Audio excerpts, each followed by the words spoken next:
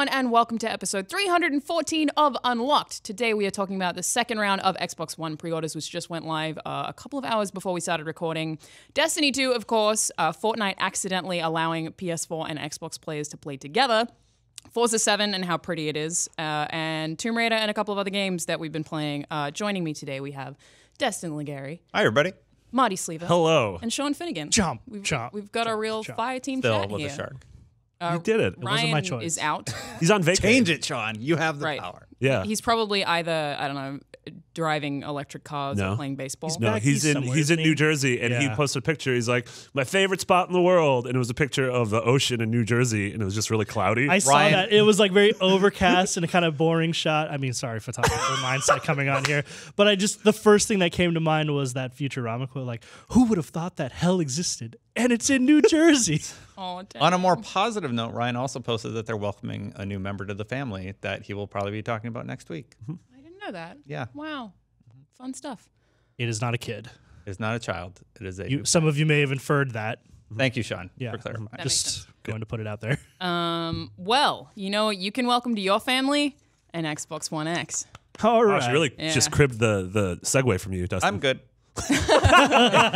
So pre-orders went live an hour or two before we're recording this, meaning we don't have a whole lot to say about it. The Project Scorpio Edition consoles are already sold out, but GameStop is offering up to $200 rewards for anyone who trades in an old console. That's good. Towards a One X, which is pretty sweet. And other retailers are going to have stock kind of coming out every now and then. We don't know exact dates for everyone, but Walmart leaked an ad, or a leaked Walmart ad suggested they would have allocation on September 21st. So yeah, my gut is that they're going to keep sort of slowly trickling these days out so that there's the constant news stories of pre-orders are up and they're sold out. Pre-orders are up and they're sold out. Just because it's like supply and demand and you want people to be talking about this. Yeah, absolutely. And the trade-in deal is great too because, I mean, once you get a One X, I don't think anyone's going to keep their one unless they are doing it in a second room or like giving it to a family member or something. yeah, same applies for like the S, right? As soon as you get an S, you're not going to keep the one anymore unless you really want to give it to someone else. I want to get rid of mine now to get the cash incentive, but I also want an Xbox in my house, so...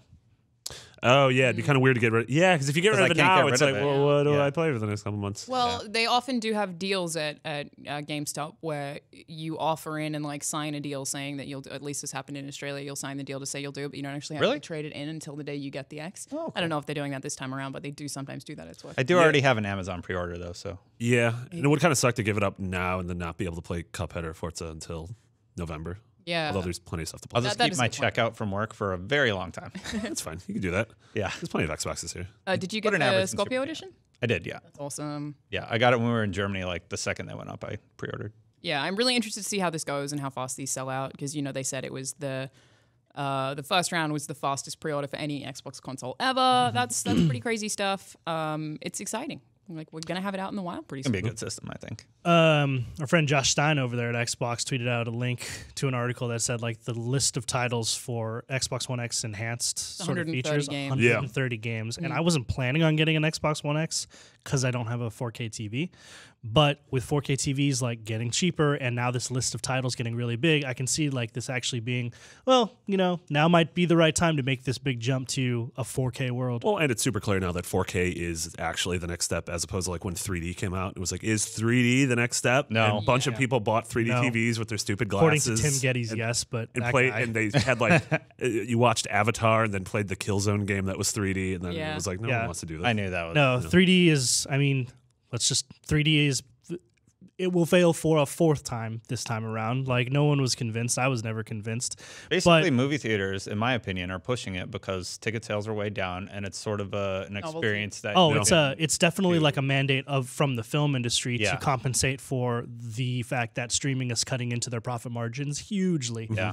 But instead of adapting the business model, they artificially inflate ticket prices, which will only work for so long. But anyway, back to the point, which is that you're right. We're finally at this point where the future is all 4K. 1080p will still be a staple for a long time, but as content creators, no one is buying 1080p cameras anymore. If you're shooting new content, it's always in 4K. Yeah. Mm-hmm. You got the future-proof as well. Yeah, exactly. You're future-proofing. You want that content to live longer than the published window that you've originally slotted it for. And I think that that's the goal. Like, gaming is on the forefront of that as well. You know, you see both Sony and Microsoft pushing 4K content, both on the video and on the games front. Like, the future is 4K. So if you're one of these early adopters, like a lot of us are, you're going to want to kind of make that jump early and get the best deals on all that stuff. I really wish my work PS4 Pro would stop crashing when I play Destiny. That's not good. Dead serious. That CE error sucks. What? I don't know what that is. So basically, if you're playing Destiny 2 in 4K, there's a known error that Sony's addressed where your console will just straight up blue screen kick you out of the game. That sucks. And it happened to me 4 times back to back last night. I'm over it. And it's specifically a PS4 Pro issue, right? Yes. Yeah. PS4 Pro 4K. It's pretty brutal. Hopefully they can fix that. But yeah, I'm still not getting one immediately. It's just a money thing, but I think I'm treating it the same way I treat phones, which is like as soon as I'm like, oh, this is noticeably slower than what everyone else has, then I'll upgrade. Like I'm absolutely going to do it eventually, but right now I'm just like kind of waiting. But I saw a 4K TV the other day for $200. Yeah. Oh, That's crazy. Like I feel like last year they were $600. Remember like, when? What? Remember when Dustin was going to get it from old Jimmy or whatever? I still got a good deal on Skizzles. it. This friend of mine, you. Howard GPU, helped me out. Do not go to Joe's. Joe's AV. It's not a good site. Yeah. Speaking of Destiny 2, we're going to talk about Destiny 2 now. I have literally nothing to say as I have not played it. So It's so good. I have no doubt about it. Marty's being talking good. about Destiny more than I am in the happened? office. What happened? So is Zach. It's crazy. I didn't. Well, my thing is, I think we've talked on the show. I did the IGN first with Destin for the Destiny 1 beta 3 years ago or whatever. Yeah. And then I never played Destiny. Since then, That seems crazy to me. Even I've now. made fun of everyone for playing Destiny. I made fun of all of you guys on Fireteam Chat. You did. And then Destiny 2 came out. Word of it. And Destin was like, "Do you want a code?" And I'm like, "Sure." And then I played it, and now I've put like 70 hours into the game, and I just play it for like 10 hours straight on the weekend, and I forget that there's world outside, and it's so good, and I like it so much, and it's so fun, and I want to keep playing. Here's when I knew there was a shift in the office. I go into the news Trello to add yet another Destiny 2 story that I feel is important. Marty beat me to I was already it. on it. It was the raid details. It was the fact that you need to be 260 or above to get in the raid. Yep. I was saying you off air before this, like the last 2 weeks has been such like a pleasure in the office. One, because we're all playing Destiny and having a good time with it, and the game is great, and that's always just a good thing. But all of the little conversations with people you don't normally talk to about particular games, like I never talk to Marty about. We talk about movies and like Annapurna games and like storytelling and stuff. And now I'm like, no, dude, you got to level up and like get this power level so you can keep your scout rifles and all this stuff. And it's just like a discussion that we've not really had before. This is the only, I think the only other game this year that sort of took the entirety of the office like this was Breath of the Wild. Yeah. I think everyone back in early March was talking about Breath of the Wild, and it was people like that you don't really have those game conversations with, but everyone was playing it. Yeah, I'm kind of worried because my family was visiting, so I wasn't playing any games. I'm not going to play Destiny 2 on my 9-year-old grandma's here from Australia. Makes and sense. then I had a bad week. Galahorn! So I've just been like reading and not She was playing. Destiny. I don't feel like I can do it. And I'm a little bit worried that I'll have missed the window. I don't think you Like if I start this weekend, which I plan to, am I You're too fine. late for that? No, I don't think so. No, Do I miss the conversation? No, you can. There's get, people rolling their second characters. Like I'm about to start my hunter. Yeah. So I have that whole quest line to go through. well, and people also will the play with natural progression to level 20 and to like 200 power level is relatively quick, and it's just playing through the campaign and casually doing some of the side stuff. Like you can get into sort of the same league as a lot of other people relatively easily. Yeah, like to be on the cutting edge of progression, yeah, you're going to put a lot of time in, and you will have had to have been doing that already. But most people aren't there. Like most people are just now getting to the point where like, oh, okay, I can tackle the raid. Let's get a group together and do that. And that'll be the next couple of months, I think, which is great. Like Bungie went to great lengths this time around to improve the systems. Like long gone are the days of people shooting into a hole, into a cave to progress. When I see holes in the game, I shoot into them to see what happens. Yeah. Usually it's nothing. Just in case. Yeah, just in case like tons of engrams drop over a little bit. I do that in real life too. But the loot game's much better. Like you're constantly getting rewarded. This time around, Destiny 2 and Bungie has nailed that gameplay loop of where you play the game so that you can obtain better weapons and gear, so that you can play the game faster and more efficiently, so that you can get better gear and weapons, which that loop is just perfect. And it's varied and it's interesting. It doesn't feel grindy. It's very fun, and it gets more fun when you play with people, which is why it's such an awesome experience right now. Is because like everyone in the office has other people to play with and different groups to play with, and that is like it's a tremendously awesome social experience. One of my favorite things about Destiny 1, but even then, like I remember spending a lot of time on Reddit trying to get groups for strikes or raids. Like that was like, even that I loved. Like I found that really fun at the time. It was like, hey, here's this guy from Melbourne or whatever. Like we're all from like totally different cities and we're just like playing this game together. It was awesome. But I do want to ask for, I guess Marty, you're probably a good person to talk about this. Someone who's listening who doesn't care about Destiny at all, has no interest, wants to skip this segment. Why should they play it? I mean, to me, it's dumb that I forgot, but I forgot how perfect Bungie shooters feel on consoles. Since I didn't play Destiny 1, the last Bungie shooter I played was Halo Reach. Like I love great game. Halo 1, 2, 3, ODST and Reach. And right from the get-go, I forgot how amazing their character mobility and sort of the inertia of your character, as well as I think they have some of the best first-person melee. Yes. Oh, it's so satisfying. Good. It is so incredibly satisfying. And just the way every weapon feels exactly what I assume an assault rifle would feel like, or a sniper rifle, or a handgun. Also, it just like so that part of it. If you liked Halo and never played Destiny, like I think you're gonna love the feel of this game. It's also like Sean said, the sort of addiction cycle is there's always like a little glimmer in the corner of your eye, and then you go there and then you're rewarded with something. And nothing ever seems futile. Like nothing ever seems like, as of yet, I don't feel like I've done any grinding. And every time I've played, I've accomplished something. And I'm slowly moving towards the goal. Like I'm doing the raid this weekend. So yeah, I'm very excited for that.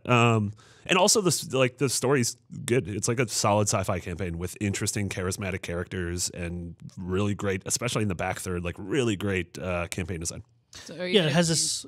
Oh, sorry. Yeah, the campaign has this great like ODST style to it, where it feels very somber and melancholy because like the game starts off, and this is not really a spoiler if you've been seeing the trailers and stuff, but like the city falls, your side loses, and kind of stuff hits the fan like right up front, and you're forced into this giant conflict with an enemy who has beaten you at the outset. Yeah, and they kick you into the mud. And that's kind of ODST is you return to Earth like while Earth is under siege, and that is so cool. It's got this great like very moody music. The music in the campaign is so amazing. The sound design, and soundtrack is all phenomenal. Yeah, like 2-3 times a mission, I was like, this music is amazing, and it really adds to like that feeling of the campaign. And because Destiny 1, like the biggest complaint that most people had about it was like the story made no sense, and I was one of those people who criticized it. It was really lifeless. Yeah, they nailed this. They nailed it this time around. I always made fun of Destiny 1, despite how much I played it on launch, for every mission effectively being you waiting for your ghost to complete a task while you fought off enemies. Oh yeah, is there mission variety? It happens every once in a while, but there's mission variety, and the characters you're interacting with. Each planet sort of has a hub character you're interacting with, and like one of them, like Failsafe, is one of my favorite characters of the year. Oh yeah, like she's like a bipolar AI. She feels like Gladys and Wheatley are the same person. Really just each planet is gorgeous and unique in and of itself. They're fun areas to explore. There's a lot of stuff to do when you're exploring. So like there's the main campaign mission, but then there's also quests. There's also adventures. There's lost sectors. There's patrols. Lost sectors kind of suck in my opinion. It's kind of a little bit of lost sectors are these they could build on that hidden across the map are these like little symbols, and close by is what they call a dungeon, but really you just go into a cave and then there's a bunch of enemies and one boss enemy. You stop the boss and you just kill them all, and then you get a treasure, and I'm like, well, that's not a they kind of had that in Destiny 1. Yeah, I feel like they could have done a lot more. Like have a gear set for the lost sectors. That's something the Reddit community is to me like that would be so cool. If the lost sectors, not to bring up Zelda again, but if the lost sectors were each like a shrine where like it had its own unique idea or puzzle or theme or thing you had to do that wasn't just kill all the weak dudes and then kill the boss and then get the treasure. That's sort of like Strike. What's great about this is like as experienced Destiny players, we can tell you that the game evolves slowly over time, and that the game that it ends up being in a year or two can be drastically different than what it is now. So like that opportunity could present itself later, and I hope that they take it. If the feedback is there from the community, there's a good chance they will. Well, I'm stoked for like whatever the Osiris DLC is in December. Like I'm all in for this. So speaking of which, of what your point is there, Sean, we've spoken positively about it. Everyone likes it. What don't we like about it? Where is it lacking? Where does it need improvement? We've gotten into this in depth on Fireteam Chat. Shout out to Fireteam Chat, because that is our IGN Destiny show, of which Destin is the host and I am the co-host. And then you did a point there. Well, I realized that was the camera that was on. Where's Fireteam Chat? YouTube.com/Fireteam Chat. YouTube.com/Fireteam Chat. Every week at 5. You can also find it here on IGN. Thanks, Destin. You said You can also week. find it on IGN. Well, it is every week. Yeah. Wait, what if I lived in England? Is it still at 5? Yeah. Is this what that podcast is? Yeah, it's just, see, it's just so Destin correcting you and you sighing. It's great because that show is 4 producers, which everyone gets in each other's way. Yeah. So before we air, it's a lot of crosstalk. But anyway, what I don't like about it, the game isn't perfect. It has some flaws here and there. Like I'm a little skeptical on how the PvP specifically is going to play out over time. They've kind of increased the TTK, which is time to kill. You have to team shoot. Yeah, which means that there's not so much. Even if you're really good at shooting and moving, you're still going to want to run with a teammate because you can't win a 1v2 even if you're better than both players, which used to be the case in Destiny 1 and is often the case in many other competitive shooters, which leads to a lot of like teams running around as groups. And I don't know exactly how that feels or how that's going to play out in the long term yet. 1v1, you can still get the win, but if you got the first shot on the other guy, basically you have that kill. Unless you make a mistake. Yeah, it happens to me a lot. Apparently, I suck. If there's 2 people, don't even engage because you usually can't. Like you have to just be way more careful when engaging a group solo. One of the things that I was telling Destin that I didn't envy was because Destiny 1 was a game that evolved over a period of 3 years. And Destiny 2 is a sequel and is a brand new game and has to be considered as such. I still have trouble letting go of the fact that that Destiny 2 doesn't have a lot of the features that existed in the end of Destiny 1. So for something like custom games, custom matches, private matches, like that doesn't exist in Destiny 2 at all. They also, a bunch of the modes, like PvP modes and things that exist in PvE in Destiny 1 are simply not in Destiny 2. You can't select what you want to play. Yeah. That's a big one. Like if you want to play a certain strike, you can't just say, I want to play that strike. Yeah. Weird. Yeah. You also can't be like, I really like Control as a PvP mode. I only want to play that. Like also strike playlist will sometimes, like I've been in the same strike 3 times in a row in the same playlist. And I'm like, really? So what you can do, and there's no punishment for, you can totally abandon that group that you're in with and just queue right into another strike. Abandon anyone. Abandon others. That happens in PvP a lot though, Marty. Like I'll go in with just as a blueberry or just a solo player. What's that? It's when blue characters on your map, that means they're not associated with the group that you're playing with. Gotcha. It's like if you and I were playing together, our icons would be green, everybody else's would be blue. Gotcha. So blueberry is the term that you call like a random. Yeah. Oh! Yeah. Yeah. Wait, we talked about that. Okay. Yeah. I knew what that meant. So like if I'm doing a public I knew what that event, meant because Dustin called someone a blueberry. yeah, yeah. If I'm doing a public event, sometimes you're like, oh, good, blueberries, because if you're there alone, it sucks. Yeah. Right. Yeah.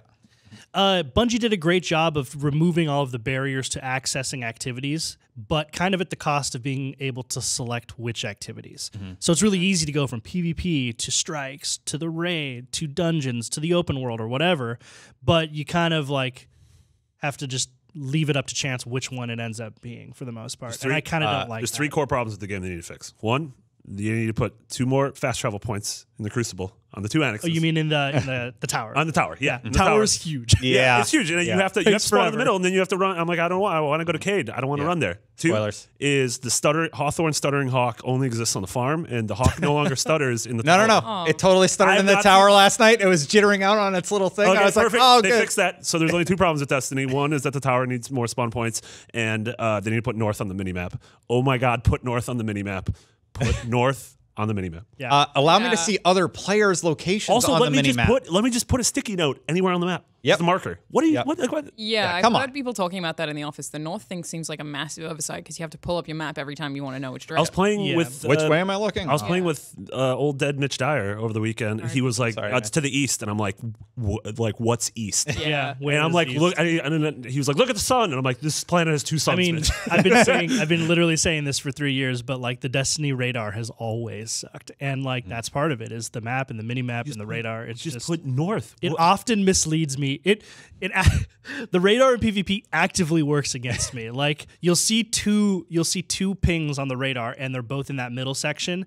And one dude is this far away, and the other dude is 20 yards away. Yeah. And I'm looking at that dude because I think, well, that's going to be the I'll deal with that one target I first. need to He's the engage. more he's There's the a more guy behind you who kills him. Yeah, like That's interesting because I feel like I never had that problem with Halo multiplayer. Oh, Halo's just put the Halo radar in. That's why it's weird, Just put right? the Halo radar in there. Yeah. That's really strange. I don't know. I mean, I think it's supposed to not be so much of a crutch. Like in Halo, you're always looking at the radar, and you're barely looking at the maps because everyone knows who played the maps. Halo so. 2 with the minimap off. What? Or like he hit it just as a challenge radar? and still did great. Yeah. It was incredible. It was just for bragging rights, but it made me sick. Was that a skull? Was that a skull modifier? I think that he actually literally put tape on his screen. I was about to say, I don't even remember that you could do that. No, I think he on manually Xbox. did it. But I used to for Gears of War, when I played Gears of War 1 all the time, I put the blue tack in the middle of my screen. Yeah. You guys ever do that? Yeah. Because then you can basically use the that's right. shotgun You don't without need to, needing to aim, and exactly. it's like you always know where it's. It's an old Counter-Strike thing You too. put what? You put a dot on your screen. You put a like dot right in the middle of the screen. like a little cross, So you like know made out of center. tape or paper or something. And And you you know stick that's it where where your crosshair would be, so that when you ADS or DADS, the crosshair in the middle is still there. So like especially for Yeah. the shotgun in Gears, when you're doing a ton of rolling Yeah. and aiming, it's automatically still aimed know in the where the center, so center you is, don't yeah. actually need to. Incredible. Yeah. We used to do that- Basically, giving yourself a crosshair when For, you like, don't have You one. could buy overlays that you could put on your TV. Oh, dude, for Yeah. Halo So 1 and silly. for GoldenEye and N64, we created this weird cardboard contraption that Oh, was like, so you can't yeah, screen it was like, it. you're in the Yeah. corner, don't look. Like, Yeah. and then someone would have to stand up and play. I'm like, this is awful. Yeah. Well, I guess it could be that it's not having an effective minimap is teaching people a different way to play, but it does seem just kind of inefficient. Not using the Yeah. Halo one Yeah. seems fun to me. A problem that it seems like I only specifically have, again, because I'm a big PvP player, is Bungie did a lot to increase the competitiveness in terms of the gameplay, but on the back end, like statistics wise and on the scoreboard and medals wise, they've removed all of the accessibility there. Meaning, like, for instance, when you're playing Team Slayer, it doesn't show you your deaths or anyone's deaths. Oh, weird. Like, how can you be playing Slayer Yeah. and it's, you don't show your deaths? Also, is there Team for a game that has so many stats, is there just like a list I can look of everything I've done, the amount of times I've done it? Websites have done that, But not, there's no. not built That's in weird. game. That like Yeah. pretty strange. it should no be like the GTA leaderboards. style I where mean- it's like ad nauseum the stats of your game. Like, That's Especially exactly it. for It's an MMO. Like Yeah. World of Warcraft has an input, same as Neverwinter, just an input that you just type the thing and it tells you how many hours you played. Like, yeah, it's Yeah. just like I don't know. PC I don't know might how have long I've played the game. Well, I PC also could leave have my that. game on. Like I'm probably online right now. yeah. So there's a bunch There's- of little things that I think that they're going to iterate on over too. the long term, and There's a lot of bugs right now. Like we did the 12-hour raid the first day. We beat the boss, and then our whole team wiped, and nobody could res to get the treasure room. I So we have- never got the achievement. We got the loot insane. drops, but like that was a major bug. Yeah. I have a So great sorry. video to share with you and CJ because we got into an argument yesterday about the raid, where Teleporting enemies. he thinks that me and James Duggan think that something is really buggy, and he thinks that's presumptuous of us to declare about it the a bug barriers. when we don't know that it's not a mechanic. And so I have this clip of us beating the boss but then wiping, and every time we res, it just wipes us again over and over again Oh no, for that's 5 mechanic. minutes. That's a narrative. Yeah, and I That's was a like, narrative element. CJ, is this mechanic? Is this tied to how many times I've jumped in the Presumptuous. tower? How do you know that isn't the case? Where's your testing? Your exhaustive. I want to troll him. So You're talking about the barriers in the raid, right?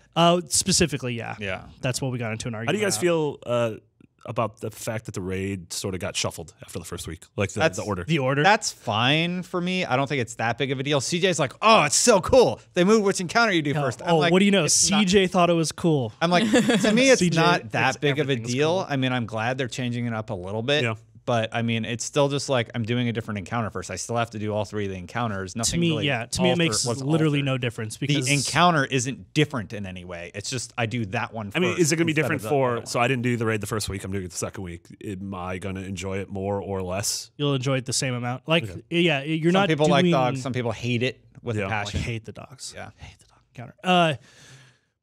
It's just changing up the order of the first three encounters. Like the final boss will still be the final And each boss. encounter Yeah. is still the same. It's Yeah, just yeah. Yep. So like you'll do the same three encounters just in a different order every week. And again, I think kinda that this doesn't. Yeah, it adds a little variety. But I also think that it makes very little difference at all because one of the coolest things about the raid is outside of the encounters, there's all this crazy stuff to explore and puzzles to figure out that no one's even scratched the surface of it yet. Me and Brian, There's a sea monster on Titan that people are talking about right now. me and Sea Brian, monster on Titan? Yep. yeah, Oh, that me sounds and scary. Swimming around. me and Brian Malkowitz spent 3 hours just exploring the raid area, like through the little tunnels and what do they call it? Like the underbelly, like where all the machines are and all that I stuff. still get lost down there. Yeah, you get lost and you have to pull up maps and stuff. But like, there's all these puzzles and things in there to figure out, and we just walked around and looked at and explored for a while. That type of stuff is where the real sort of exploration of the raid is going to be, where the real variation of the raid is be. But those areas are what you're going to use to get to whatever encounter you want to go to immediately once you learn how to do that. Having not played the raid and not been spoiled on a lot of it, just like the elevator pitch for it sounds so cool. Just like the fact that it's like the raids in Destiny 1, like even the first one, I love them. Yeah, just like the idea. What's the name of that area where you're walking through it, and if those the weird floaty things see you, you're all dead. Harpies. The maze. Yeah. Oh man, You're gonna love dogs. I like that. It drove me crazy, but I loved that so much. I was like, why isn't the whole game like this? Like, Vault I of thought Glass, it was so cool. To me, is still the best raid. Really good. Pretty good. But yeah, I mean, they've done a great job with this raid. I don't think it's perfect. I think it's still a little too mechanics heavy. And I don't want to go into spoilers because probably a lot of the people here haven't gotten there yet. Yeah, we are getting pretty specific at this point. Yeah. But overall, like, I mean, I'm a huge Destiny fan. There was not really a chance that I wasn't going to like it, but I'm super impressed with how they've improved the game and what the direction they've taken with it so far. And the great thing is, like, the problems I have with it are most likely going to be addressed in the long term, and by in a year or 6 months it's going to be a different game. Ask you guys before we move on to the next topic. Of course, this has to be our personal opinions because we can't make any kind of official statement for the rest of the company. How do you feel about the concept of re-reviewing a game? If Destiny 2 changes dramatically and is a different game in a year, like, do you think that this is something that we should do? We had difficulty with the review because of the staggered release of content. Like, we agreed that we wouldn't put a score on it until after we experienced the raid. And then thankfully we were also able to experience Trials of the Nine, which is a major PvP component of the product, before we put a score on it. I think that a new system needs to be figured out for reviews where we do update regularly. It's so... That's my opinion. Hard, because I'm really torn on it, because to have someone review certain MMOs or even games like Dota, they have to be re-reviewed and someone has to be an expert on that game all year round, right? And we just don't have enough staff to do that. But at the same time, I think things can change dramatically enough that our original review score is not going to help someone. So it's like, I don't know. I really don't know. I mean, I've said it before. I don't like having to put a number on a review. I'd rather just have a recommend or don't. My last job, I didn't have to, and what I had to do instead was just be like, if you like this game and this game, you'll probably like this game, and that's all I had to do, and it was great. Yeah, It was so easy. But I also think, like, I don't know. I think it's a reader service that if a major part of your review is, hey, this thing is broken, people want the score, and they People fix want it. Yeah. If like you spend a couple paragraphs talking about how this thing is broken or this mechanic makes you not like it, and they fix it, by you not updating the review, someone's going to come there and see that. It's old. But then what do we do about a video? Like, I don't know. Oh, there's definitely no easy. text. There's no easy way to do it. That's exactly what I was going to say. Is like, clearly, I think that the process of reviewing games needs to evolve because games have evolved, right? Like, it's no longer you pay once to get X game and that's the game that you have forever and ever. Games are changing into a service, into a platform that evolve over time, and that's going to require reviewers to be more embedded in the process. So maybe that means, like, in the long term, less full-time staffers end up reviewing games, at least the games that need to be reviewed constantly. And leads to more freelancers, or maybe maybe it's the other way around. Like, full-time reviewers now, just it's required of them to be on a beat the way you're on the news beat or on the Xbox beat or whatever. It's definitely something that I've like suggested to our producers before. Like, someone will be like, well, we need to have this person on the live show at E3 because they know this game, but they don't know any of the other games. And what I would argue that we do for things like that is, like, not a lot of us know anything about sports games. So whoever's coordinating the live show is like, hey, Alana, you need to play FIFA this month to know what is there, and like research this game. And then I feel like we should kind of do that in a lot of our coverage so that we don't have those. Yeah, I mean, like, again, I don't have the answer of what that is. No, clearly, it needs to evolve. Yeah. I also think, like, you know, Destin, how many hours did you have in Destiny 1? Oh, over 1,000. Yeah, so I have like 1,000, and I don't know that is like a request we can make of people who have full-time jobs. Like, all right, in order to review this game that is a service, or like a fighting game or a Counter-Strike or something like that you have to have 2,000, 3,000 hours into it, which is what a lot of players have. But at the same time, like, we can't kind really of, if you don't, you're doing the review a disservice. You can't ask anyone to really do anything outside of 9 to 5, really. Like, legally. Sure, we'd all work longer than that all the time, but that's like another hurdle, especially with an MMO, like, or even the way that Destiny is an MMO. It's just like, that's such a big commitment. Can we legally even get people to do that? I don't know. Yeah, before we scored Destiny, like, I had at least 80 hours in that game, I'm guessing. I feel like, but I know I had 56 because I saw the stat, but I don't know what it was by the time it launched. It's basically full 20-hour days of either annotating scripts or writing impressions or... I kind of feel like there's some things that we should maybe re-review, like, annually. But not everything. Yeah, definitely it's game specific, right? Like there are not every game needs to be reviewed, but I did face this actually long ago, maybe 2 years ago. I was in an event where the Heroes of the Storm, the Blizzard game, the Heroes of the Storm guys, we gave it a 6. Mitch did 6.7. 6 point something like that. Right, and that's a big 2 years later, we were at an event. Me and Mitch were at this capturing a new mode or new heroes or whatever it was, and the dude was like, "Hey, you guys ever gonna review it?" And the thing with me and Mitch didn't know what to say. Is you probably could just do it. Like someone could probably be like, "Hey, Dan, I'm re-reviewing it." Not that I know if anyone in the office plays that game, but you probably just be like, "Hey, I'm doing this," and I think Dan would probably be okay with that. I mean, there's still people in the office. Like Damon plays the game literally every day. Like Heroes of the Storm. Heroes of the Storm. Oh no, talking about sorry, Hearthstone. Yeah. But I mean, I was like, Very really? different things. Super into MOBAs? But like, I mean, I do think that that game has evolved so much. Absolutely, in our those 2 score year periods, is so inaccurate to what it is now. Exactly. So So it's in like, that do we put a case- disclosure So that says sure. this is a launch review? Or I mean, like, so did I don't Destiny know. 1, so did The Right. Division, so did For Honor, Yeah. so did Yeah. It's interesting. Wildlands. It's a challenge that we talk about. Yeah. You know? And it's also a lot of people are like, I miss the days when Electronic Gaming Monthly used to have 4 people review a game. And I'm like, A, those reviews were Just ineffective. 150 words long. Yeah. B, that is the stupidest thing to have all of us doing it. And C, that's what podcasts are. It's also IGN like is a very- also the first company that I worked for where it's a requirement that you finish the game. Yeah. I would always finish a game at every place that I worked, but a lot of them are like, hey, you just like get halfway. Oh, dude, yeah. Because they're like the time issues doesn't is sit such. with me. I think it's terrible as well. It's why I always Yeah. did it. But like the time is like, especially working in print.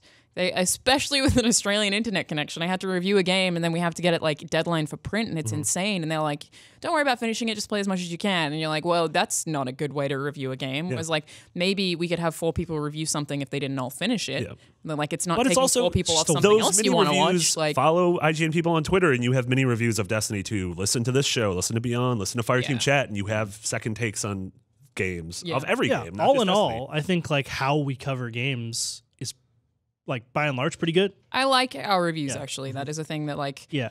I It's not perfect. I know, of no course one's- it isn't, yeah, but no- I just kind of wish that we would put in, even though it seems ridiculous and our reviews editor is totally opposed to it, if we put in the bottom, like, of course, this is just this one person's opinion. Because yeah. people always forget that. And like someone like will be like, oh, but IGN gave this game this score. I'm like, but I didn't review that game. Why are you, Yeah. I don't agree with that. Like, why are you telling me that? I don't Yeah. It was really frustrating when people referenced, because we reviewed all the Destiny DLCs and we reviewed Destiny 1, and those were all different reviewers. Yeah. And they're like, well, how does this get an 8.5, but Taken King got a 9? 'Cause I'm you like, didn't review any Jose of those. reviewed Taken King. I'm reviewing Destiny 2. Yeah. Those are 2 different opinions from 2 different That's people. why I just wish the disclaimer at the bottom would be like, this is just this one person's opinion, and it's Yeah. not reflective of the entire site. Hey, dummy. Although at the same time, I know it's Yeah. kind of condescending. maybe but- doing that is like it can. I see the other side of the argument, which is that doing that undermines the idea of IGN as like a collective thing, which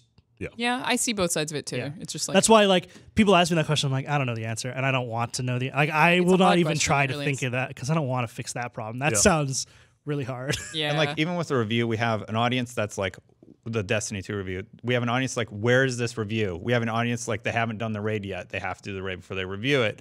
And like we have this whole swath of different audiences that are looking for different Exactly. things from the product. If there was a singular right answer, everyone would do that, but there's So not. yeah, I mean, I don't want to get this into a fest about our audience because I think most of them are fucking. no, I'm not. Especially on I'm this not podcast. complaining. Yeah. I'm just saying it's There hard are a to lot of challenges in meet this all that the people don't needs. realize. Yeah, also just external to the company, you don't exactly have like insight as to the process, right? Like there were a lot of comments that I were would like, love if we could start recording the conversations we have where we give a game a 10, because it's a room full of people debating and arguing, and people just are like, you just slap a score on it. It's like, Yeah. no, they're intense. Like, God, I remember the Witness. every The list- Witness one was so good. the only one that I've been in that was really easy was Breath of the Wild. Yeah. Dan was like, does anyone disagree? And Vince was like, there's some frame rate problems, but nah. nah, not really. Yeah.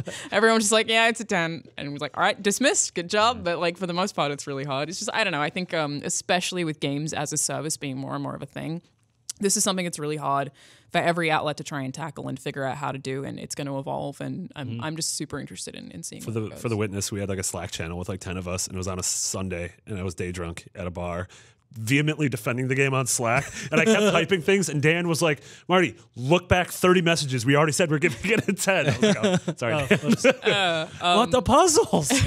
But yeah, you guys, if you want to hear more about Destiny 2, can jump over to Fireteam Chat, where these folks will get in tons of detail. And I'm sure we'll keep talking about it on the show as we all delve into it more. But this is probably the most meaty episode we will have for Destiny 2, because we don't want to talk about it constantly. I'm going to talk about the raid next week. We'll never Marty talk can about talk about the raid next week. But speaking of games as service, we're talking about Fortnite accidentally allowed cross-platform play. So people were playing Fortnite on Xbox against PS4 owners and vice versa for the first time literally ever. It was discovered by a Reddit user who noticed he was playing against someone called ZCypher9 with a space in between Cypher and 9, which is a tag that would be impossible to create on PSN because it contained that space. You can only do that on Xbox. So apparently it was a configuration. Xbox exclusive. It was an accident. Spaces in your username. Yep. Also, It was a So you can configuration. change your Yeah. username. Also, you said this was an accident. I totally don't think this is an accident. Yeah. I think this Unsure was about that. I think this was Epic being like, I mean, it's cool. So Epic said it was a configuration issue, which to me, Yeah, they shows pressed the button It's that turned it so on. easy. It's entirely possible they did it on purpose to just show everyone what it would be like. several developers have come out and said, yeah, we could do this. Like, And they want we it. could flip And the they switch. want so to easy. do it. It's I want to literally play flip the Destiny switch. with Sean. Oh my That would be god, amazing. yes. This is the first time. So I can finally stop Right you now, guys. especially, that would be incredible. With Destiny, this is the first I'm time playing where on I've been Xbox like, too. I want to play with Sean. You're about to start an Xbox. Oh, yeah. And I'm like, Yeah. yeah. Oh my god, because Like, I a understand. source of heated, I hate to bring it back to Destiny, but a source of heated debate on the Fireteam Chat people is Pre-order that, incentives. or I have said, I don't think that this is controversial at all. The FPS community is more competitive on Xbox. I think that's a fact because of the Call of Duty and Halo. All right, I think that's very legacy. anecdotal. All right, but Johnny, But here's the Stack thing: sticks. is, I definitely want- think that the Xbox community is more curated to shooters because they've had long-running shooters that Absolutely. have supported multiplayer competitive. That's why I would bet, like, without blinking an eye, that the best Xbox team would wreck the best PS4 team. Are you in trying to say that there's Destiny. I a would bigger love to history? watch that. Are you trying to say that there's a bigger history of competitive just wanted to shooting play in together Halo with and Call of friends. Duty than in Killzone and Resistance? and SOCOM, like, on hey, PS2. SOCOM was the first game I played online. SOCOM 2 is awesome. I played a lot of that. competitive. But I mean, come on, let's be real, Yes. right? Like, so I would love to see that type of crossplay, and the fact that it looks to be kind of easy on the networking side, because that was the problem before, is everyone's thought like, oh well, two different systems, two different types of network architecture. Getting that to play easily would be very difficult, and it would require first-party support from Apparently Sony and not. Microsoft. You know that- Apparently not, right? We know that when Rocket League launches on Switch, it's going to be crossplay Yeah. on Switch and Yeah. Xbox and PC. Which I and- love because the idea is you can play it like on your Xbox or on your PC and then just pick up your Switch and keep going. Yeah. Like that's so cool. Yeah. Like especially with That Switch is being cool. in it Yeah. now, that's awesome. And everyone wants it, even for Minecraft. I think that's the only platform that you can't crossplay with Yeah. is PS4, which is it's crazy. Everyone wants it, Yep. but Sony. Selfishly for me, so that I Sony, can prove my superiority. I'd be super interested in watching a tournament play that is friends. that. Like Yeah. Destiny Xbox players versus PlayStation players would be super interesting. Yes. Why I don't love you just make it. a count on the other things so that you can play against each Because other? in Destiny, it's all gear, weapons, like that kind of thing. You know, said controller. you said you put 1,000 hours in Destiny 1. You could have put like 100 into PS4. Potentially, I mean, Destiny, you played on Xbox and PS4 for Destiny 1. Like, it can be done, but it's, you know. So one of the issues I had to put like 200 hours in It's it. also weird that there's just not, you just don't have a shared account. Like, I should be able to, if I buy Especially Destiny on because- Xbox, I should be able to like log into my character. Because everything's tied to Cool. BNet also. So like you could easily, Don't it call me seems a fairly BNet. Dude. easy to, yeah, ENET we is could reserved do for it. BattleNet. Come on. Well, is that going to be a thing on the PC version? sorry, Bungie.net. Yeah. Oh, I totally Bungie.net. thought you were talking about No, BattleNet. no, you have to BattleNet. build a new character on any platform that Yeah. you play on right now. That seems silly, but I guess like if it's not first party, it's not necessarily Microsoft. Well, so choice, I think Destiny specifically it's a big shared world shooter. Like the networking like on that game is probably more advanced than most games, I would say. yeah. But just like Fortnite. this is a big step forward, I think, and it's cool because Fortnite's like an early access game. Like it's not even a full retail Yeah. release. they That's can kind of get away with it. yeah, Yeah. like I think But that's cool. One though. of the things that's weird specifically about Destiny is console exclusive content. So if PS4 Destiny 2 players have items or maps that Xbox One players don't have, like how does that work? which if they're all going to get. playing? Well, because we know they are stopped free. doing yeah, it. hopefully they just stop doing it. Well, they'd and have everyone to. plays Otherwise, the same game. it just doesn't work. Yeah. Obviously, the other reasons that Make Sony them are against it cosmetic. is it encourages Xbox One players to buy a PS4. If you know all your friends are playing on PS4 and you're playing on Xbox One because it's the most popular console, then you're like, oh, I need to go buy a PS4. So that makes sense. And Don't Sony care. also apparently once said that they can't manage the community from an external console.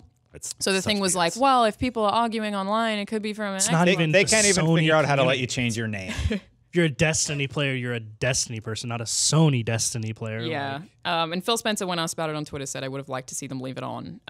Phil also got promoted to Executive Vice President of Gaming. And Congrats, is now one of the Phil. Congrats. Microsoft I like senior- Marty, don't idea- throw anything. I like the idea that it's just of all of gaming. The Yeah. executive Of vice president gaming. of gaming. I'm like, Games. well, who's the president of games? Is it Miyamoto probably? Probably Miyamoto. yeah. Seems I can think of no one who deserves a promotion more than Phil. Maybe me, but not to EVP of games. Get out.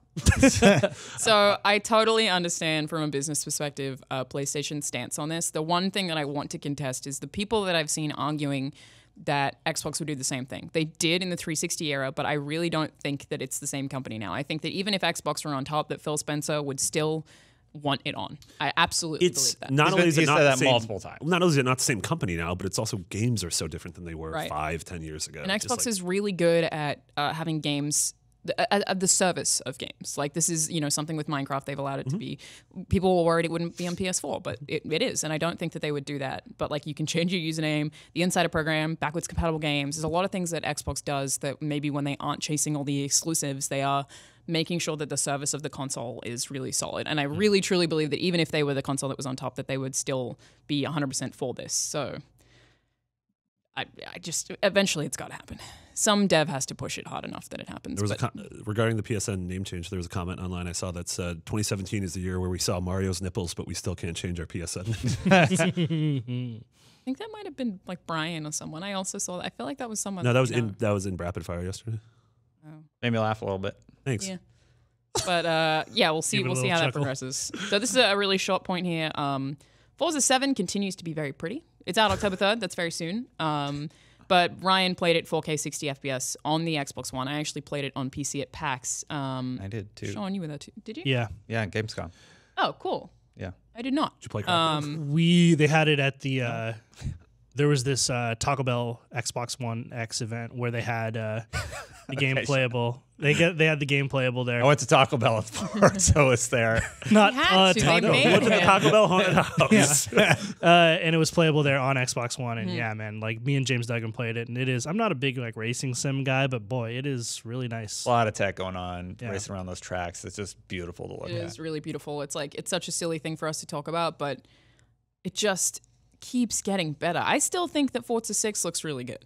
And then you see Forza 7, you're like, oh, no, it does not. This looks so much better. And it just keeps getting better. Like, Yeah, how many times do you think that's gonna happen? Where we're like, whoa, that game looks amazing. Dude, I Whoa, remember I this thought like Banjo-Kazooie looked good when I first played it. I mean, I And I'm still like, think it looks good. I thought Shadow of the Colossus was the most beautiful game I ever played back in 2005, and then Barrett was capturing it yesterday for a graphics comparison with the trailer, and I was like, "What happened?" Yeah, it's like it looks great. like you have glaucoma and you can't see anything. Well, nobody had done that, like super large scale enemies that I can think of.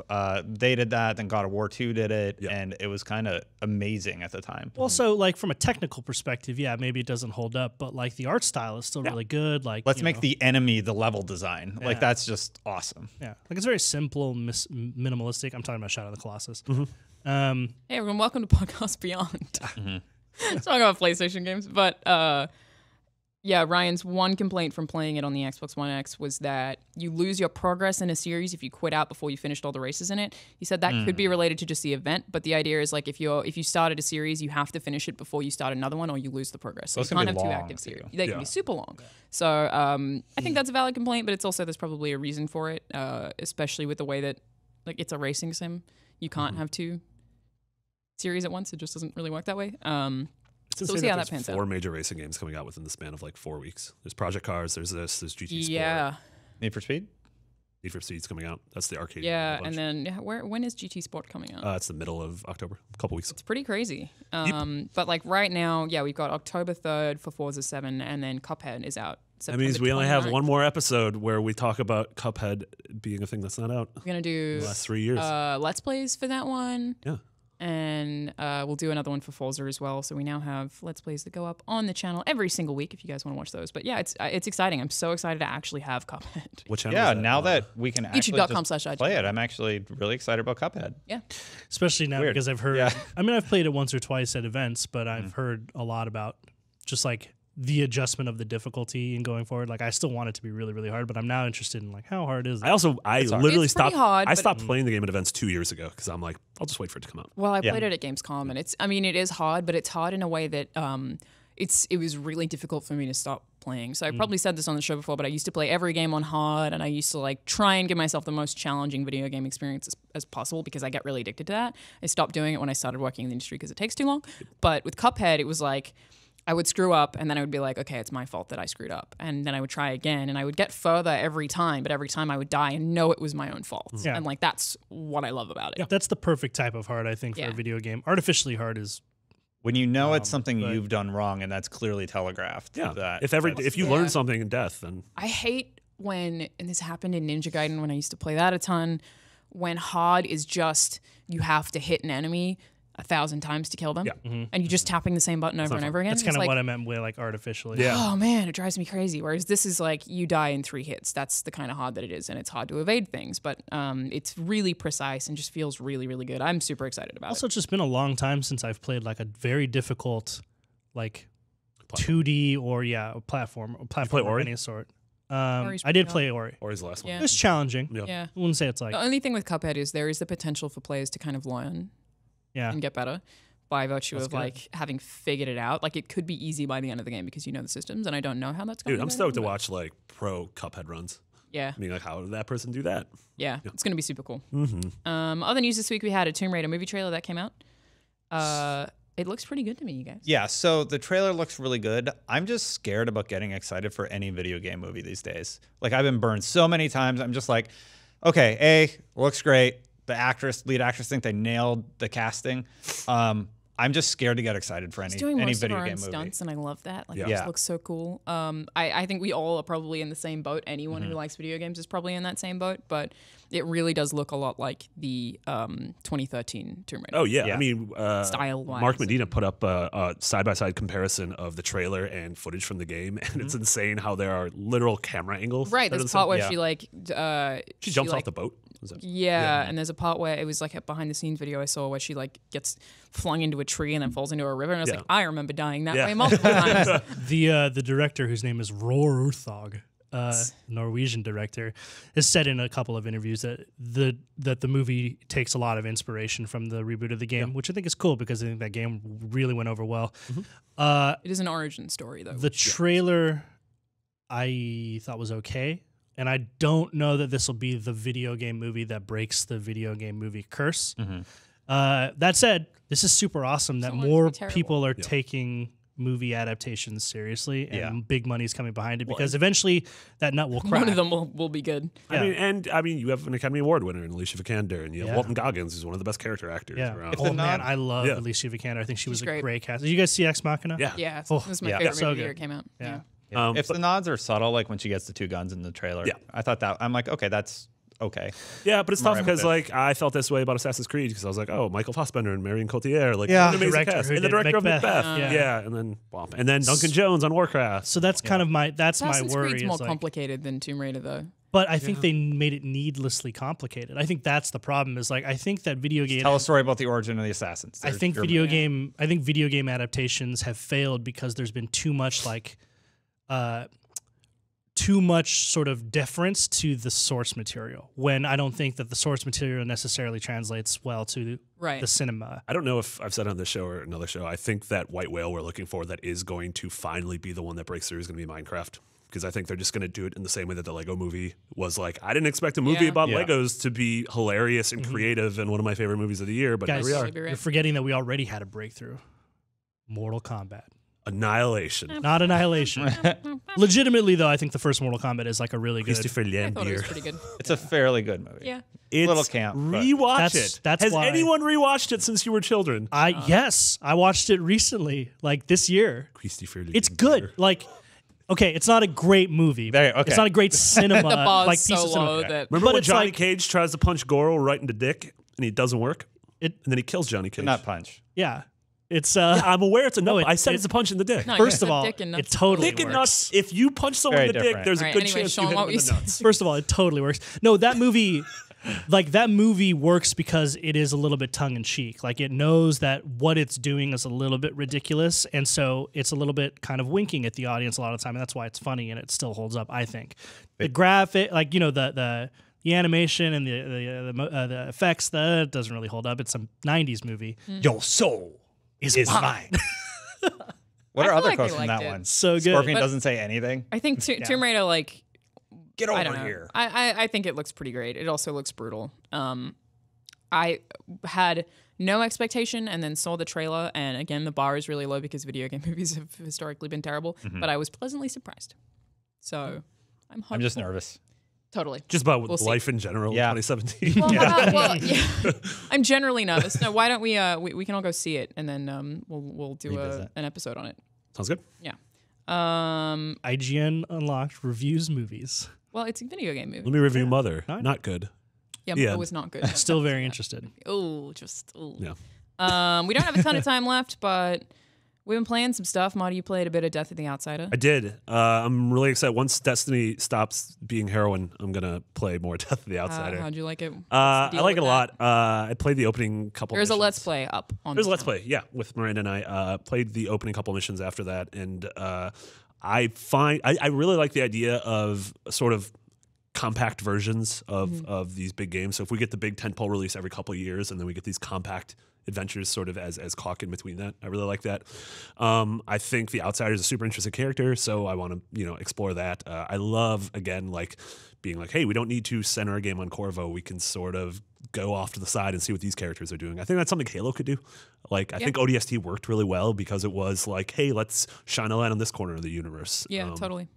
As long as it's not a numbered Halo. Sure. No, that's Numbered Halo needs to be cheap. Yeah, I kind of agree. Yeah, that campaign in 5 words. More Chief. I also played a little bit of Tacoma, which I don't think we've spoken about much on the show.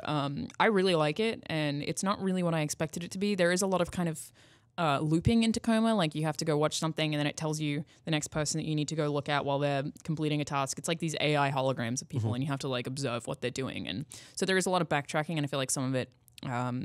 The backtracking isn't fun, but learning about the characters really is. And you kind of learn their names because they're all represented by different colors based on what roles they play in the Simulation. the space thing they're in.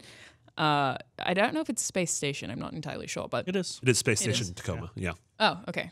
So you learn about It's like like En their Route to the names Moon and or like something, right? their relationships with each other and sort of it's effectively a murder mystery where you're just trying to figure out what went wrong. And I think that the ending is probably not going to be as obvious as I'm currently thinking it is. But I was playing that with my mom, and it was super fun. It was just like so this person did this, and this person is dating this person, and it's just a lot of like puzzle pieces that are really neatly pieced together. Yeah, So, and it's just I like super a lot. well written, and the VO is really good too. So absolutely, yeah.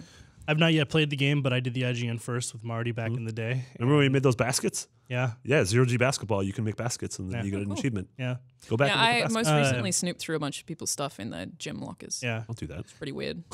Steve Gaynor and his team, they've just done a really good job of this, like bringing sort of, I mean, you know how you talk about movies in terms of like, this is a character driven movie. Like that's what they've done with games is like, these are games where all you want to do is explore who these characters are. Yeah. And Gone Home did that exceptionally well. And what I've seen of Tacoma does that same thing. Yeah. You should. I think Tacoma does it better than Gone Home, honestly. It's Steve like has different. in between games. He does a podcast called Tone Control, where it's one-on-one interviews with him and then another iconic developer. So he's talking to Neil Druckmann about his career, or Jonathan Blow, or Harvey awesome. Smith. What's it called? Tone Control. And it's just amazing because it's one of those things like I love Ryan's sit-down interviews with devs and like expert mode. But it's just so interesting to hear two people who are just on the same level in terms of they understand the struggle equally. It's very cool. So check it out. And I think it was announced that Steve is going to GCAP, which is an Australian video game convention. I think that he's going to be one of the hosts there. So people in Melbourne, if you're there, that's awesome. Go see Steve. He's a great dude. We also have an IGN Unfiltered. I know Ryan would want us to plug it with Steve Gaynor coming up. So Wow, synergy. Steve everywhere. Synergy. Steve everywhere. I've also played Marvel vs. Capcom Infinite. Destiny, you haven't played much of it, have you? Played a little bit. combo system feels pretty solid. Man, it's weird that the game's been like. I understand you're full Destiny, but like, if you would have told me a year ago that the new Marvel vs. Capcom game would have been out and you haven't devoured it yet, those new characters look super weird. I think they. I think their faces are pretty bad. Their proportions are off. Well, Chun-Li still looks great, but I just love her thighs so much. Spider-Man has no butt. Yeah, Spider-Man has no neck. He's no neck, no butt. Frank West just looks like he's pooping all the time. Like a lot of their faces do look bad, but the thing is, Frank West is in that game. Yeah. It's so. He was in 3. Watching cutscenes are so silly because it's like they're about to fight Ultron and everyone's on a space station. It's all these like superheroes and ninjas and robots, and then Frank West is just there looking like a doofus. Yeah, you don't know how to use that camera. But Frank West is also, I think, in this one the only character that has levels. So like if you start him at level 1 whenever you start playing, and then you have to like use his camera to take photos, and then he levels up, and as he levels up he gets better. That's crap been a at the start. mechanic of It was in the last character one, but Ultimate, it's just so weird. Does he say it's good? such a weird thing. Good. Great. Fantastic. What's the one he says if something's like sexy? Oh dang. No, it's definitely not that. You might be right. It might be like, ooh. The sexiest noise of them and all. I think that the title for the sexy photos was like erotic or something. Yeah. It was like pink. That sounds right. I love that game so much. I really like his specials actually, because it's like he'll throw a zombie at someone or They're really a lot goofy. of really cool stuff. Yeah, I think it's really well animated, and there are definitely issues there. But the main thing is that it is a fast-paced fighting game, and it flows well and it's quick to pick up. It still has kind of a long-lasting problem with MVC, where if someone who is better than you gets you in the air and just juggles a combo, you're just stuck there. There's pretty much nothing you can do. So that's like still a combo thing. breakers. Well, there are. It's air combos. Yeah. They've always been hard to break. It's only really a problem if you are playing against someone who's way better than you. Then you're kind of screwed. But hopefully for most people that won't happen. I think the story is pretty garbage, but I'll finish it to see how that goes. But aside from that, yeah, it does feel good. I think it needs a lot more characters. Obviously, we really want to see Wolverine and all of the classic X-Men who aren't in there, but yeah, they announced the first actually round playing it, I'm happy with They it. announced the first round of DLC characters, and the X-Men were out there. It was like Venom, Black Panther. I think Venom's that cool. Black Panther could play a ton like Wolverine. Because they did Sabretooth back in one of the old ones, and he played fairly similar to Wolverine. Yeah. Where's Amaterasu? Yeah. Matarasu and Maybe. Deadpool. Do we think that it'll kind of match slash surpass kind of the MVC 3s and No. in the competitive? I think the community? competitive scene, I think people will still stick to. For a while, at least, it's weird the way fighting games are now. Is we kind of expect them to launch kind of crap and then get better. Like that's my Street Fighter V. expectation. Exactly. And I think that sucks. Like it's a terrible way to go, but I'm expecting for MVC3 to still be king for a while in the competitive scene, but then I think Infinite will catch up. I think the Infinity Stones add something really interesting. They aren't necessarily balanced super well. It's hard to say right now until we see pro players actually playing it, but that probably room for improvement there. But for the most part, I think it'll get there. I think it The can fighting get game there. community is going to play it. I don't know. I don't have a good feeling about this one. I think most people feel the same way. Yeah, but I really do think it'll get better. And now I just want to Soul Calibur. Did any of you guys? Oh my god! Yeah. Did any of you guys hop into the Dragon Ball Fighters beta? I assume you didn't. No, No, but I played it at the that convention. looks solid. Yeah, I got to play the beta Yeah. over the weekend. I hopped into it. And it was God, that game's awesome. Everybody's Yeah. loving that. It's from also- mechanic and art style perspective. That That I don't know is anything awesome. about balance on that though. Like, how's that going to go? I mean, it's- competitively? I don't people know are much digging about it. fighting games. I'm not a big fighting games guy unless you count Smash, which is a fighting game. But I played it at a preview Evo. event. I played it at a preview event, and Goku's instant transmission Kamehameha seems so imbalanced because it's impossible to miss, and it's a really easy combo. Well, he's Goku. Of course, he's going to win. Yeah, but I legitimately should got work. very giddy the first time I did it because I was like, because like that happens in the show. Yeah. It's the most For, like baller Dragon Ball thing fans, ever. it's yeah. the best. I But was for people so- who aren't, Yeah. Yeah. My thing is, I'm not hardcore into fighting games at all, but I'm such a big Dragon Ball Z fan, Yeah. and like playing all that. I'm like a Yeah, it lapse. looks like the I anime. loved it as a kid, and then watching this game, I'm like, oh no, this totally. dude, looks I exactly still like watch Dragon Ball all the Yeah. time, like once a year at least. God, it's so good. Just I really had to talk myself out of getting Goku tattoo at one point. It was Just his, I like, really wanna head? do it. I was gonna get specifically just the outline of his hair, just the black outline, because I still might do that. It's Just like his regular hair or his Saiyan hair. no, just his regular His hair. regular I was hair gonna is get more Vegeta's iconic, as yeah. well. I was gonna get Krillin's hair. Ha. He don't got hair. Neither does Piccolo. He has antennae. Yeah, that's true. I just taught you guys about Dragon Balls. But as that develops, we'll keep talking about it. Obviously, we really like MVC here, and Destin and I are supposed to be doing a Let's Play of it today. We don't know what that's going to turn out like, but we'll see. It's going to be something. There are new Let's Plays up on the channel every Monday.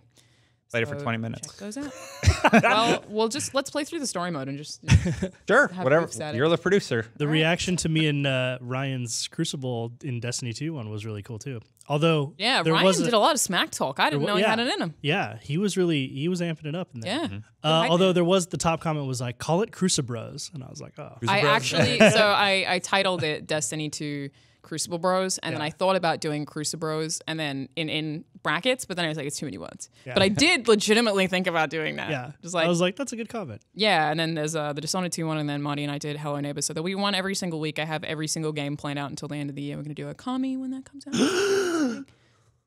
Marty Such a Marty game. Okami's coming out? Yeah, it's coming out to PS4 and Xbox One and PC. I thought that because December. in honor of Mitchie D that we would do like as a group Battlefront 2 story mode. Ooh. That So, like, looks play through really that? good. Yeah. Thought With that was Mitch. cool. With Mitch. We're flying him in for it. If we find I don't have a budget. a Time Knife like side story, I'm gonna be so happy. Oh, good times. Good times. All right, wrap up the show with because Ryan is not here. I've called it the Meerkat Place Report. Big fan of meerkats, and I have a great sense of humor at the moment. I like how Dustin keeps, instead of laughing, he's like very funny, hilarious. I do that sometimes. Did a Be chuckle. like funny, but I didn't laugh at all. Yeah. Yeah, I mean, that's it's because I'm what you dead mean. inside. It's like that Scrubs episode. Because I don't know where Ryan finds the prices for these. I don't have them. So I'll make I up was prices like, for where all did of you them. find the prices for these? Should we guess? Obviously, we have Marvel vs. Capcom Infinite, September 19th. $60. Correct. Black Gods 2, September 19th. Free. 40. Oh. I was going to say 40. 9. 40? $9? $9. Super Hydora, $19.99. September 20. $5. Did someone just say 100? That's what I guessed. Can someone take a tally and We're guessing. tell These us are guesses. who's right Yeah. about these? These are guesses. More Fight, September 20. $4.99. 10. Penkapu, September 19.99. Not a real game. That also seems like a 10. Raiders of the Broken Planet, September 22nd. $49.99. I think this is actually $40. $14.99. Project Cars 2, September 22nd. $60. I think you might have nailed it. The Lego Ninjago movie video 60. game. 60. It's September 22nd. Ninjago, You're right, it is Ninjago. starring Kumail Nanjiani. All right, stop This is yelling fun. That was a whisper Did yell. you give a price for that one? How much is that? I think for? No value to the audience. 40. But Yeah. very fun. Is this game called Seaman? SEUM, Oh. Speedrunners Seal. from Hell, September 22nd. I think I added an M. $19.99. I'm sorry. 10. I'm just guessing what I You hope get these money. are. You get $5 in your account All if right, you well, download Monty Seaman. definitely already lost this. The Coma Recut, September 22nd. 20. $19.99. 20. Well, those are all the same. Yeah, Those same. are No, all it's Price is Right. Straight up the Yeah. same. Close Inc., September 22nd. Free. It doesn't exist. $9.99. $5. Caveman Warriors, September 22nd. $5. Free to play. $9.99. Resolve, September 22nd. This is just a demo. $5. Is it? $9.99. I don't know. Oh, damn it, neither. And Bloody Zombies, September 22nd. $150. $69.99. Nice. All right, well, if someone has the time, Oh, that please wasn't tally who was actually correct about that. It seems like it would take a long time, and I'm sorry, but I guarantee you every one of them is wrong. probably. No, we got the Marvel vs. $60 Definitely one. got Marvel vs. Capcom and Project Cars 2. All right, that is it for this episode of Unlocked. Ryan will be back next week. Yes. Questionably next week. Ryan will probably be back, and we'll see you then. Thank you guys so much for joining us. Anyone have anything they want to shout out? They're working on right now that's exciting? No. No. Nope. All right. Bye. Bye, everybody.